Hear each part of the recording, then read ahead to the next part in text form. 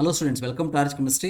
So ಯಾರ್ಯಾರಿಗೆ ಮೊನ್ನೆ KCET ಅವರು ಫೈನಲ್ KCET ರಿಸಲ್ಟನ್ನು ಅನೌನ್ಸ್ ಮಾಡಿದಾಗ ನಿಮ್ಮ ರಿಸಲ್ಟ್ ನಿಮಗೆ ಸಿಕ್ಕಿರಲಿಲ್ಲ, ಸೊ ನಿಮಗೆ ಮಾರ್ಕ್ಸ್ ಎಂಟ್ರಿಯನ್ನು ಮಾಡೋದಕ್ಕೆ ಅವಕಾಶವನ್ನು ಮಾಡಿಕೊಟ್ಟಿದ್ರು. ಸೊ ಇವತ್ತು ಈಗ ತಾನೇ ನಿಮ್ಮ ರಿಸಲ್ಟನ್ನು ಕೂಡ ರಿಲೀಸ್ ಮಾಡಿದ್ದಾರೆ.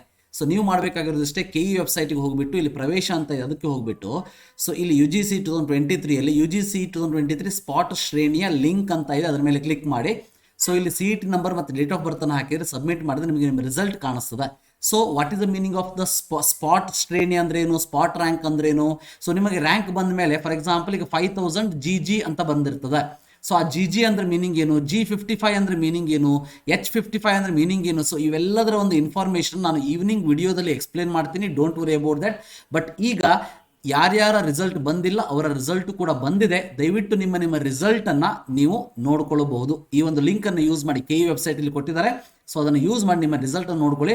ಸೊ ಇದುವರೆಗೆ ನಿಮ್ಮ ರಿಸಲ್ಟ್ ಬಂದಿಲ್ಲ ಅಂದರೆ ವರಿ ಮಾಡ್ಕೋಬೇಡಿ. ಸೊ ಯಾಕಂದರೆ ಇವತ್ತು 5 ಗಂಟೆ ತನಕ ಟೈಮನ್ನು ಕೊಟ್ಟಿದ್ದಾರೆ, ಅದಾದಮೇಲೂ ಕೂಡ ಇನ್ನೊಂದು ಸಾರಿ ನೀವು ಚೆಕ್ ಮಾಡಿದ್ರೆ ನಿಮ್ಮ ರಿಸಲ್ಟ್ ಬಂದೇ ಬರ್ತದೆ. So thank you for watching, have a nice day.